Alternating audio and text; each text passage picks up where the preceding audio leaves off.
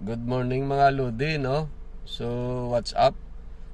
Sa ngayon, share ko sa inyo kung paano mag-adjust ng time clock dito sa dashboard.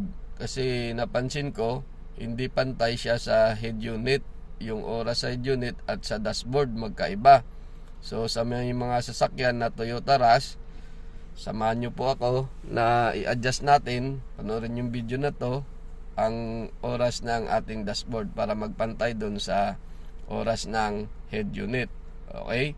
Let's go! Shout out pala sa mga may Toyota Rush dyan. Okay. Mga Lodi, yan po, kung makikita nyo, ito yung ating dashboard. Yan po, makikita nyo, 3 buton. Ito po yon, 3 buton.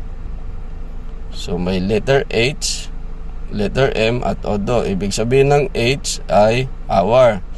At palawa M ay minutes. Ito po yung odo natin. 33,936 pa lang yung natakbo natin. So yan po yung ating i-adjust mamaya ng ating dashboard. At ito naman yung oras natin sa head unit. So hindi magpantay. So ito alas 8:16 pa lang ngayon. So yan ang ating gagayain. Okay? Adjust natin dito. Itong hours, ito po yung una natin pipindutin. So 12 yan, gawin natin 8. So 1, 2, 3, 4, 5, 6, 7, 8. So ito, dahil 17 na siya, pindutin natin yung minutes. Yan po, 8:17.